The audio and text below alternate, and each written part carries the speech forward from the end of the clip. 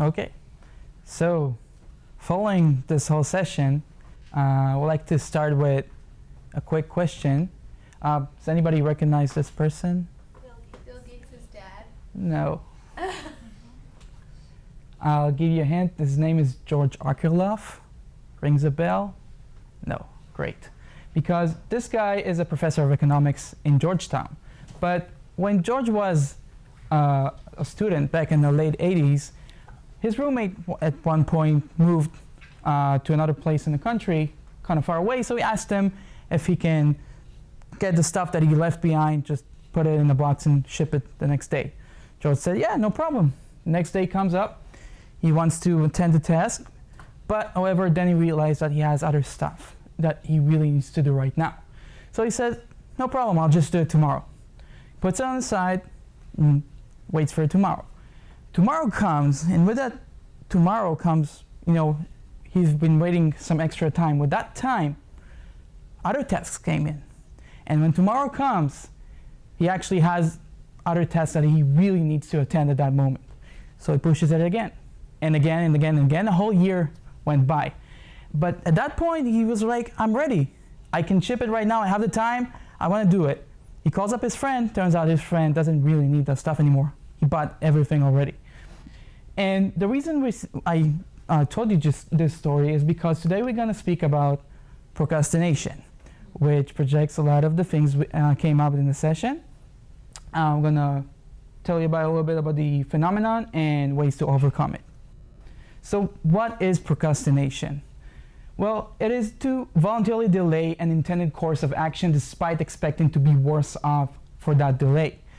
95% of the population, meaning almost all of us, are procrastinators, not by heart, but we all procrastinate at some point, even if it's like just washing the dishes, or you have some class that you have to attend, you push it for later, homework, and at work, of course, you have a task, and you just push it for later. We all procrastinate at some point. So how does it start? What causes it? Well, the first thing is panic or anxiety. We're afraid that we will not be able to complete the task, so we just push it off to a later point where we can feel that we can handle it. Perfectionism. A lot of perfectionists think that their task is not perfect, so they will delay it to a point which is too late or too close to the end. Hatred. I really don't like this task. I just got this task, or like filing your taxes. Who likes to file his taxes? And a lot of people just push it to the end of March, and then they wake up, it's like, oh my God, I need to do it right now. And it turns out badly. Motivation. Whenever we get a task, our motivation level is really high, but as we push it along the way towards the end, our motivation level goes down and down and down, and we tend to push it until it's too late. We have two types of procrastinators. The first one is the passive procrastinator. Passive are people who don't have grasp of time and their capability of dealing with the task. What they do is they get the task and they say, no worries, I have time, I'll just put it for later. And you just forget about it, he or she. Or comes back to it and still thinks that it's okay, I can still deal with it later at a later point. And then waking up at a very late point, and the outcomes are pretty bad. The second type of procrastinator is the active one. We all knew them, we all saw them. Remember at school, those people who were like, no worries, we have the test, yeah, 48 hours before the test, I'll just do a marathon, and I'll just come straight from like a night of studying straight into the test. I'll do it, no problems. Well, during that 48 hours, we don't really know what's going to happen. Maybe some other stuff will come up, and maybe you'll be too tired.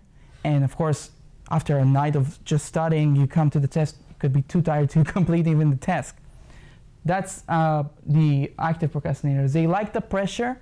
They feel that they can get the best out of themselves with that pressure, but they don't really know what's going to happen in the end.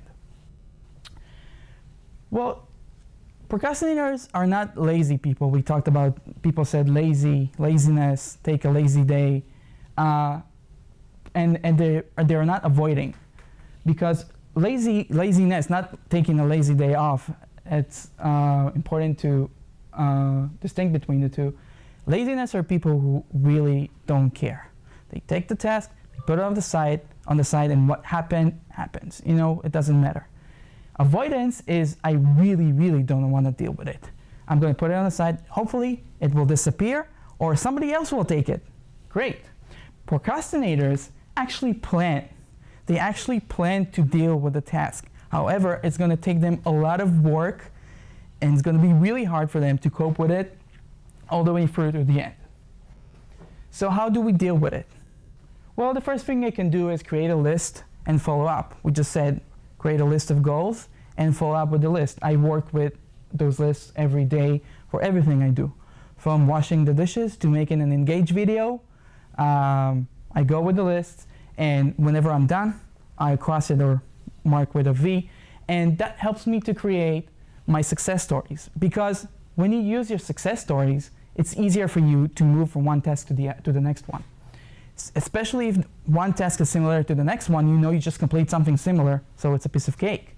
But even if it's not, it's easier to remember how successful you are, and with that motivation, start your new task. Focus on smaller amount of projects. Don't do too many large projects. Understand your capabilities, what is your range of what you can do, what you're capable of doing. You can do a lot of small tasks if it works out. You can mix between them, but don't take too many big tasks if you know you can't handle them. Focus on starting the project. That's the hardest part. You know, the first step, you know, you get that task, you sit down and you say, oh, so many stuff I need to think about. How do I start?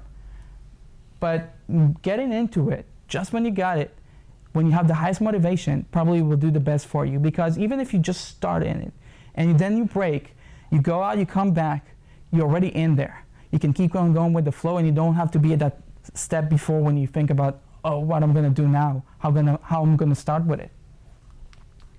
Set a time limit for every task. You can see a lot of YouTubes and books that recommend that do like 20 minutes of work and 5 minutes of break and come back. You know, refresh yourself, get some energy, come back to your task. Remember your ultimate goals versus your immediate goal. Procrastinators always look on the immediate goal. For example, let's say I want to write a book. My ultimate goal will be to sit down and write a book.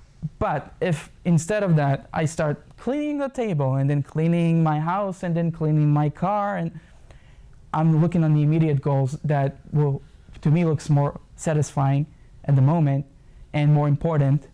And then I'm not actually sitting and writing my book. And when I'm done with all those other stuff, I'm too tired to even start with it. Plan and save your injury time. In soccer, you have 90 minutes, and then the referee gives you a couple of minutes extra because a lot of injuries during the game happen and just wasting time. That time gives you an extra step to make another goal in soccer. In life, what I do is every time that I have a task, I leave that injury time, if it's a day, a couple of hours, whatever I have, to finish the task before that and then come back and review the whole thing. And then when I check it, I can fix stuff that I didn't see before, I can add stuff that I didn't see before, and I feel that it's really complete. So the best way to get something done is to begin, because the procrastination is the thief of time. And if you want some more information, I actually have here this book, Still Procrastinating, by Joseph Ferrari, is a PhD in Chicago, and he dedicated the past 30 years for this subject, so he knows what he's talking about. This book is not for it's not an academic book, it's for procrastinators or people who are interested in that phenomenon, and he gives some insights about that book. Highly recommend it. Questions?